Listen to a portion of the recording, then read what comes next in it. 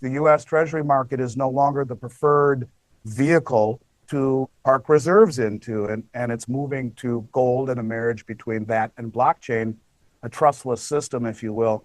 I think it's starting to accelerate. You're right. It is being more acknowledged, not only by people like us, but now you're beginning to see it at the highest levels of government and of central banks and commercial banks, and even on down to, to a level of sophistication where you're talking family offices and big money is starting to get it, that because of this K-shaped economy where the rich are getting richer and the poor are getting poorer because of the inflation and the cost of living, something has to be done, or this country is going to float into quasi third world status if we don't. But if now suddenly we can reinvest our, our infrastructure in, developing these mining companies, then, and if silver and gold goes up in value and we can make money on it and we have rich deposits that were never tapped, it could end up being a positive for us in the long run. Sure. I mean, you could make the same statement about uranium and all of these critical minerals that have really, due to regulations and restrictions and mostly the restrictions on the environment, a lot of this has expanded to other parts of the world, South America and South Africa and other countries that have exploited their reserves. It's an important deal. It really is. Well, it could. I mean, Andy, you could think about it as, an investor doesn't sell until the investment is high, right? It could be one of those things where we were forced to hold. I mean, if you look at it that way, we were forced to hold and not take advantage of our resources because of stupid reasons, selfish reasons. And because we were forced to hold, now that we are realizing we need to mine these things, or we're, breaking the chains, the investment opportunity is high at this point. It is, but it takes a long time to bring a mine. I know. Online. We're talking decades, years. Aren't we? Yeah, I mean, and that's the problem. And we also have green energy policies. I know that in Minnesota, they have been working for decades to shut down these critical resource mines. And they've done the hoops they make these people jump through to do a mine is incredible. Yeah, don't get me started on the policies of Minnesota. I left Minnesota largely because of those policies. And well, it's one of the most critical mines. We have a really rich deposit in North Minnesota that could really bring jobs to the area, but really help the country strategically. And it's sitting there, it's ready to go, and they do everything they can to block it. And it's ridiculous. Yeah, it is. It's too bad. And I have a client who spent a lot of time in the mining industry up in the Iron Belt up in northern Minnesota. I mean, I'm from Minnesota, so I'm very familiar with it. But the stories that he will tell you, it's crazy. You're right. They've done everything they can to mothball what should be exploited, instead of going around the world and being reliant on every other country, many of which we're not aligned with geopolitically, for things like silver or critical minerals or rare earths or any of the things that we need, is silly. Well, and listen to this. I dug into this. The mine that they're trying to shut down is actually pretty clean. They're forcing us to get our critical minerals from China, and elsewhere, but most of it from China, who they're talking about pollution. And the pollution that this mine would put out is nothing compared to what the mine where they're forcing people or us to buy it from. And their stats, it's like 10 times the pollution. On top of that, how they're treating their workers, they're not paying them well, and almost like slave labor. So these people who are mothballing it, as you're saying, are using all these reasons, and then what they're doing is forcing us to buy from a place that is much worse than what they claim they're trying to protect us from. So they don't care about these other people or the world at large. It's just one big excuse that makes no sense once you look at the bigger picture. Well, many of the arguments that we see coming from that side of the aisle lack logic. And, it's at some point you have to think about national security. And when you realize that the U.S. literally imports almost all of its silver, yet it is needed in so many so many respects, it's about time that they reclassified it a critical mineral. It should have been done a long time ago. And the folks in Canada tried to call it strategic about 2 years ago to have it reclassified, and it is. And that's, it's funny because a lot of the things that I've been talking about for a long time, gold and silver, which are really the opposite of the dollar, are now being quietly embraced by the US government, and both gold and silver are kind of no longer contrarian as much as they once were. Now, maybe for the mainstream it still is, but the government is looking at gold and silver as far more than archaic relics from the past. In fact, I think they are looking at gold to be part of the monetary system and looking at silver as strategic and critical as it really truly is, especially in a world that is digital. You talk about transmission of energy. It transmits civilization. Without silver, you do not have the ability to have the infrastructure that is needed to be a growing, thriving civilization. It's really important, and I think it's someone tapped Trump on the shoulder and said it's about time that we do this for this country, and I'm thankful for that. And what they've done is make it a matter of national security and national policy. They put a floor under the price of silver. I do believe that. And then you look at the largest refiner in the world, China, saying, well, we're not going to export very much anymore. It's becoming a battle. Then you look at the supplies on the London Metals Exchange, the LBMA, that are literally being bled dry. We've talked about extensively. Things are going to get interesting. And when we talk about silver, Sarah, I don't tell people to buy it to get rich or to get wealthy. It is wealth. But when you look at the size of the market cap of the silver market, it's a pimple on the elephant's rear end. It's such a small market cap. If you start to all of a sudden throw in government money, you're going to have a battle between the industrials, Tesla, Samsung, Sony, the hedge funds who smell blood in the water, the investors, and the government. All three are going to be vying for the same ounce of silver. The potential is massive, and it's not why you buy it, but it is truly has an extraordinary story behind it. That's right. I think government acknowledging that interesting. Puts an exclamation point behind it. This is an interesting time. Before we close out, I want to talk about tariffs in China, because people have been worried about tariffs causing extreme, inflation. But from what I'm reading and seeing is that instead of digging their heels in and using the Chinese manufacturers, a lot of people are shifting to other countries like Vietnam and elsewhere to get their product so that they're not affected by these tariffs. Is that what you're seeing, and what will that do to global trade?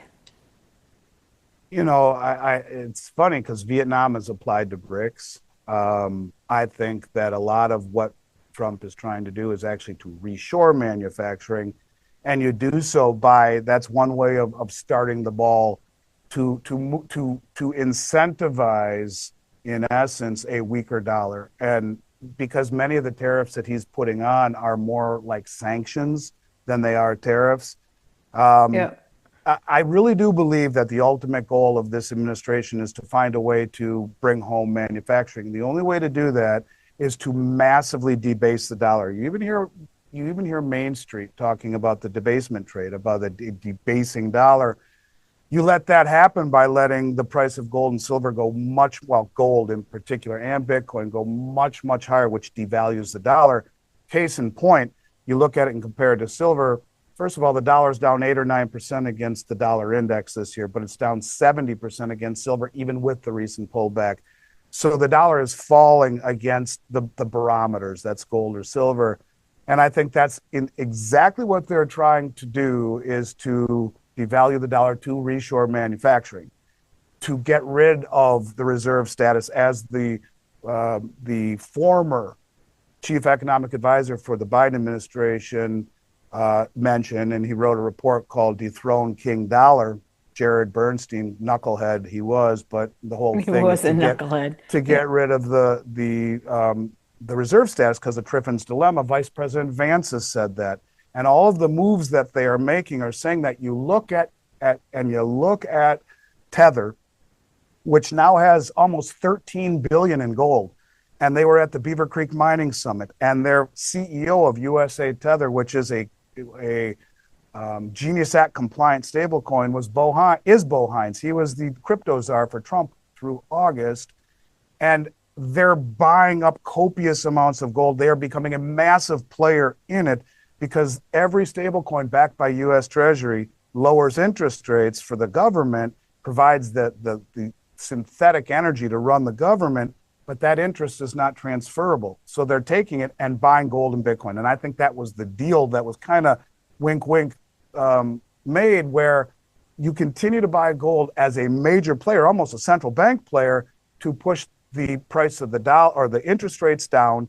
But the rising gold price devalues the dollar, which helps you then reshore manufacturing. And as we've talked about before, just to hammer it home again, Judy Shelton, Trump's nominee to run the Fed last time, says, no, they're going to peg the back end of the bond market July 4th next year. Trump told me that multiple times. She says, now you have a 20-year treasury redeemable in gold with zero interest rates attached to it. No coupon, redeemability in gold. You can bring back manufacturing at a zero upfront cost, sell the product into a massively devalued dollar. What all of this means is that if you save in dollars, you're screwed. You do not want to save in dollars. And this is a prime example this year where silver, with its recent pull, it's up 70+% against the dollar, but the dollar index shows its dollar's only down 8 or 9%. Up 70 or down 9, this is the problem. You don't see it unless you measure it against something like gold or silver. They want a devalued dollar, and that the tariffs are just another part of it to push everyone away from the dollar being the world reserve currency. I really do believe that's what they want to do, as crazy as it sounds. It's the only way. When you look at AI that's taken 50% of entry-level jobs, or will within the next 3 years, and 60% of this country without a reading proficiency above the 6th grade, and where the last trillion in debt happened in 71 days, a trillion seconds ago being 31,688 years ago, we're dead if we don't bring back manufacturing. And I think that's what they're doing. Andy, I don't think it's just entry-level jobs. I think it's most of the middle jobs. I think it's a lot of professional jobs. I almost think the professional jobs would be quicker than the entry-level jobs. My son was an accountant. He works for me now, thank goodness. But at Price Waterhouse, right out of college, he was getting paid 70 grand a year to analyze the balance sheet of a real estate investment trust. Just like that, AI could do it, and without the headache and the cost and the hassle of an employee. Goldman Sachs issued a report today saying that everyone they're talking to is talking about this, that it's having a more profound effect than they would expect. They don't all say mass layoffs, they say cost restructuring because of AI. And it's a big deal. So if you don't bring back manufacturing, what do you do? How do we service the debt? So this is all about the same thing. The tariffs, to me, were not about, when all the gold and silver was coming back, it wasn't about tariffs. And I don't think it's about what he says it's about. It's more along the lines of getting to the ultimate goal of a massively devalued dollar, much higher commodity prices, to reshore manufacturing and to sell those manufactured goods to the rest of the world in a dollar that isn't the king dollar. And that was the name of Jared Bernstein's report, Dethrone King Dollar. Yeah, and that's probably what's happening. And I think what's happened too is gold and silver has left this niche thing of preppers. That's right. And people are realizing that the language and what you were saying for years is correct. And it's becoming now global finance itself. You're not just this prepping community, it's the backdrop, it's the foundation of global finance. It's national security. And national security, it's and industrial use. It's more serious than just prepping and a bunch of lunatics on the, right. It is literally the foundation of global finance, national security, and high tech. Yeah, and the foundation of finance has been trust ever since 1971 when we closed the gold window. Do you trust us?